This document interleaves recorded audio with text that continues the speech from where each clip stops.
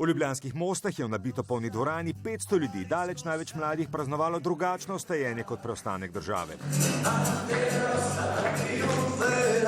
Prvo obletnico vstajenja staromodnega socializma, ki je lani iz nič postal zdaj tretja najbolj priljubljena politična sila pri nas in vzpona, še ni konec. Tovarišice, tovariši, revolucija se je začela. V španskih borcih sicer niso brali iz svetega pisma kot v cerkvah, a teksti revolucije so se slišali na las podobno. Kajti današnji premaganci so jutrišnji zmagovalci in iz nikoli nastane še danes. Naš demokratični socializem je edina alternativa zadnje od enih in istih vlad, tokrat Cerarjeve, ki se brez hrbtenice uklanja Bruslju in razprodaja Slovenijo, je prihodnost napovedal mladi lider, ki cilja v sam vrh.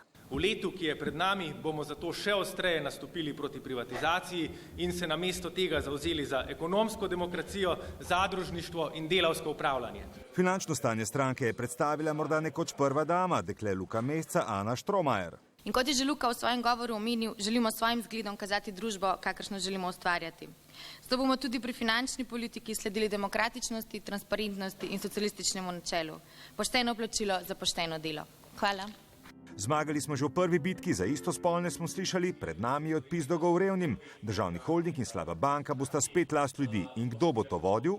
Kdaj bo Luka Mesec predsednik vlade po vašem? Ko bo pravi čas za to. Na podlagi refleksije dogajanja bo ta odločitev sprejeta. Bo v prihodnosti še bolj odločno krojil politiko Slovenije in Evrope. Socialistično stranko je prišlo podpreti kar nekaj znanih simpatizerjev. Spraševali smo jih o aferi Plagiat, Weberkom in privatizaciji.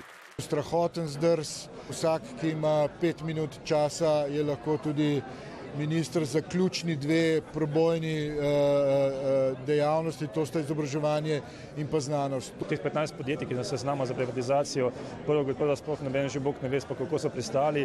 Še šala iz dvorane, kjer ni bilo konca zabavnih točk. Če bi moj foter lahko vzel 150 milijonov evrov kredita, ki bi ga pol vi odplačevali, bi bilo tudi meni zelo kul, ne? A čas za prevzem oblasti še ni prišel. IDS in Združena levica pa bi najraje zmagala volitve kar sama, ker so vsi ostali stranke kapitala.